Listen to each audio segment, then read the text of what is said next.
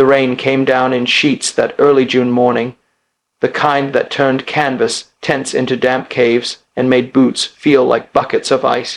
A wind swept across the fields of southern England, pulling at the rising rows of olive-drab vehicles, the stacked crates of ammunition, the endless sea of khaki uniforms. At first glance, it seemed like chaos, but to anyone who understood war, it was organized destiny. This was the staging ground for the largest amphibious invasion in the history of mankind. And into this growing storm came the Americans, their jeeps kicking up mud, their helmets slick with rain, their expressions caught somewhere between awe and disbelief. They had traveled across the Atlantic with supplies, with men, with machines, and with raw confidence. But what they saw in Britain was something else, something massive, something audacious, something close to impossible. General Omar Bradley was the first to step down from the transport truck, one hand gripping his helmet to keep it from being carried off by the wind. Beside him, General George S. Patton lit a cigarette and muttered something under his breath about the weather being fit only for the devil and the British. Behind them, General Eisenhower stood silent, his gaze fixed on the horizon where the Channel lay unseen beyond mist and distance. The air smelled of fuel, wet earth, and tension thick as steel. Jesus Christ! Patton finally exhaled as his eyes traveled over the landscape, over the airfields crowded with sleek fighters and bombers, over naval yards crammed with ships like metal giants sleeping. If Hitler could see this, he'd choke on his own mustache. Bradley let out a low whistle. He might call it propaganda. I'm not sure even his generals would believe it. Eisenhower's voice was quiet, steady as bedrock. He will believe it soon enough. They walked forward, stepping into the heart of Britain's war machine. Rows of landing craft stretched along the coast like ribs of a colossal beast. Thousands upon thousands of troops drilled on fields that had once held sheep and wildflowers. Paratroopers practiced jumps from wooden towers. Engineers shaped bridges, cleared fake minefields, built mock French villages to rehearse street fighting.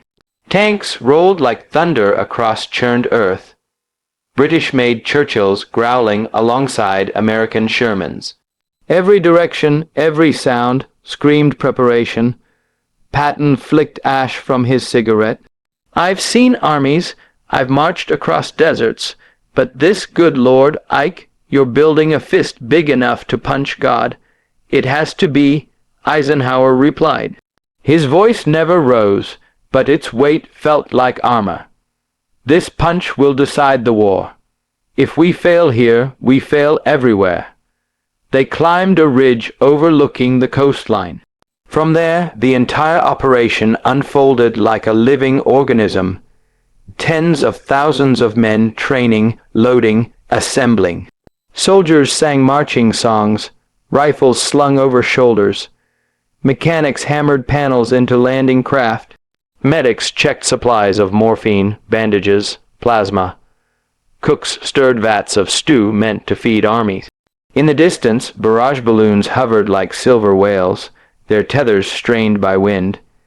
Anti-aircraft guns pointed skyward, waiting for the Luftwaffe that somehow never came. A British officer approached them, mud splattered across his boots but chin lifted with pride. "Gentlemen," he said, with a crisp accent that carried authority, "welcome to the machine." Patton grinned. Hell of a machine. The officer led them down the ridge and through the encampments. Everywhere they looked there were details to take in. Piles of life jackets. Camouflage nets covering rows of jeeps. Wooden crates labeled 30 cal, frag, ration, medical. Soldiers loading and unloading again and again, rehearsing until muscle memory replaced thought. They passed a group of young Americans staring why. Died at British commandos, demonstrating knife fighting, and silent takedown techniques. One Yank whispered, "They fight like ghosts," while another replied, "Good, we'll need ghosts where we're going." Bradley paused as a column of engineers dragged a mock beach obstacle. Metal rods crossed and spiked like a deadly star. He turned to Eisenhower. "Do you really think we can get enough men ashore before the Germans push us back into the channel?" Eisenhower didn't look away from the obstacle. "We won't give them the chance, but the beaches are fortified." Bradley pushed. Guns, bunkers, mines, machine nests every 100 yards. Eisenhower finally met his eyes. "And we're bringing heaven and hell with us. Every plane, every ship, every baton of artillery we own. We will drown those defenses in fire." The British officer nodded to this, his expression somber. "The beaches will be murder, General, but we've studied every inch, every rock, every tide pattern, every patch of sand. We know how many seconds it takes for a wave to carry landing craft to shore. We know the enemy machine guns are lodged in concrete casemates here, here, and here." He pointed to a map spread across a crate. "We have the tide tables, the moon cycles, the wind forecasts. Nothing is left to luck." Patton smirked. "Luck still has a seat at every battle." "Perhaps," the officer replied, "but we've given her a very small chair." They continued through the Coastal Operations Center, a hive of radio chatter, clattering typewriters, map tables soaked in ink and urgency. Women of the Women's Auxiliary plotted convoy routes, coded transmissions, filled endless logbooks. Officers bent over intelligence reports from French resistance agents who risked death every hour. On the wall, pinned in red string and notes, lay the most heavily guarded secret in Europe landing zones, code-named Utah, Omaha, Gold, Juno, Sword. Bradley stared long at those names, simple words carrying enormous weight. Patton said, almost reverently, "This isn't just invasion. This is resurrection." Night fell, but the camps did not sleep. Floodlights flickered like lightning. Sounds never stopped, engines growled. Boots marched, metal clanged, officers barked, radios hummed. Eisenhower walked through the darkness alone for a time, letting the scale of their undertaking settle into his bones. Every soldier he passed had a story: farm boys from Kansas, miners from Wales, shop clerks from London and Detroit. Some laughed to mask fear, some cleaned their rifles in silence, some wrote letters home, pages that mothers might someday keep like tombstones. Finally, Eisenhower returned to the command tent, where the American generals waited. Rain tapped on canvas overhead. The table inside was cluttered with maps, memos, weather reports. He stood before them with a weary strength. "In 48 hours, Eisenhower said, 500,000 men will cross the English Channel, our boys, the British boys, Canadians, Poles, Frenchmen, Norwegians. The free world is gathering its breath." Bradley, jaw tight, replied, "And we will exhale in Normandy." Patton leaned forward, cigarette smoke curling between them. "The Germans expect us at Calais. Let them. We sail south. We hit 'em where they're strong, not weak. Break their teeth in their best fortress. After that, France opens like a summer gate." "We'll pay in blood," Bradley warned. Patton's eyes gleamed like steel. "Blood is the price of peace, always has been." Outside, thunder rolled not from the sky, but from artillery drills echoing miles away. The earth trembled. Morning came with clearer skies. The Americans rode trucks to the docks, where the sea glittered with 1,000 hulls. Destroyers, cruisers, battleships, transports, landing craft of every size. Sailors loaded crates by crane. Longshoremen shouted directions. Engineers checked engines, until their hands turned black with oil.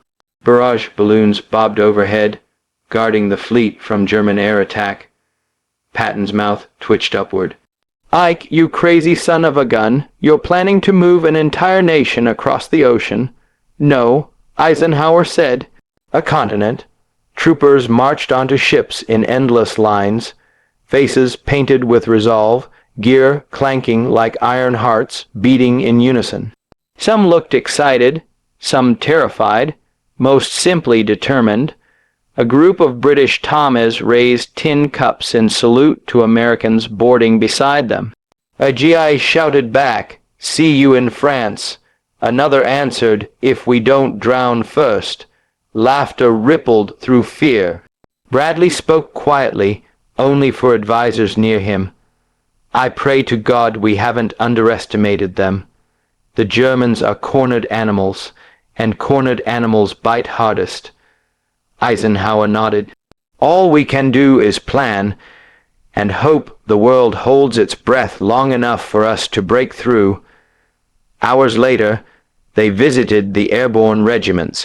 Thousands of paratroopers stood in fields surrounded by parachutes, laid out like enormous white blooms. They tightened harnesses, checked reserve chutes, loaded knives and compasses, stowed rations. Planes droned above them, practicing flight formations for the real night ahead. A chaplain moved among them offering prayers. Patton watched, expression unreadable. "They'll drop into darkness, into tracers and flak. Some will land in marshes and drown. Some will hit trees and break their necks. And some," Eisenhower replied, "will take bridges that decide the war." The day wore on like the tightening of a bowstring. Every hour wound tension further. Command meetings overlapped logistics briefings. Weather officers studied winds with furrowed brows. Naval commanders checked convoy schedules again and again. Engineers patrolled fuel depots like gold vaults. Rumors spread German spies in London, boats prowling the Channel, Hitler massing panzer divisions near Paris. Fear flowed beneath it all, silent and constant, but so did determination. At dusk, the generals dined with British High Command. Winston Churchill attended, cigar in hand, eyes glittering beneath hooded lids. He raised a glass of brandy. "To the greatest enterprise ever ventured by the sons of freedom," he declared, "may the breakers of tyranny tremble at the sound of your coming." Patton laughed. "If tyranny has ears, it'll go deaf." Bradley added softly, "If tyranny has dreams, it'll learn to fear ours." Churchill's gaze hardened. "Tomorrow, or whenever the weather grants us, history will hold its breath. Then the world will hear footsteps coming ashore." The next day the skies turned gray again, winds cutting cold from the Channel. Eisenhower frowned over meteorology charts. "Conditions are rough," the chief meteorologist warned, "but there's a narrow window tomorrow night. It may be our only chance." Eisenhower felt everyone watching him. Bradley tense, Patton smoldering, British command waiting like drawn swords. One decision could either liberate Europe or doom millions. For a moment there was only stillness, like the quiet before a storm breaks. Finally, Eisenhower said 3 words that carved themselves into history. "We go tomorrow."